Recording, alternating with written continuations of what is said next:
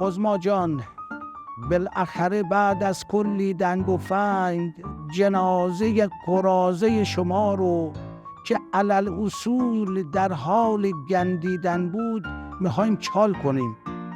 تو رفتی اما بجاش انسجام نظام رو به ما هدیه کردی. البته انسجام مهمه، ولی از اون مهمتر انتقامه که باید علل اصول گرفته بشه. علل اصول رو من تو کتاب هنر مذاکره توضیح دادم.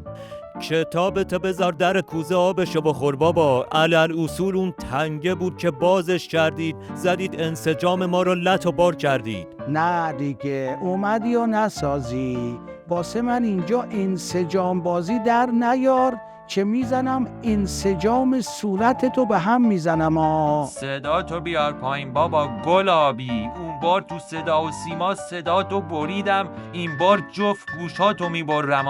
نفل من چماخچش بودم میخوای لوله کشید کنم؟ فعلا که بوی سیسمونی گیتت عالم و آدمو برداشته. بابا تو چرا حالیت نیست؟ وضع خرابه. میخوای دوباره اختشاش بشه اول و آخرمون رو دراز کنن کف خیابون؟ تنگه رو ببند، مجلس بس کن دیگه.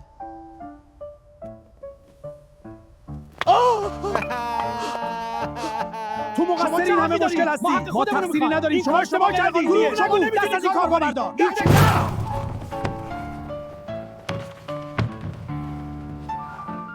بس بابا سرم رفت. نخواستیم اصلا انسجام نظامو به رخ بچشید، نمایش وحدت هم نخواستیم، اصلا نخواستیم ما رو چال کنید، منو برگردونید تو همون فریزر، بذارید چپری مرگمو بذارم. گیری کردیم.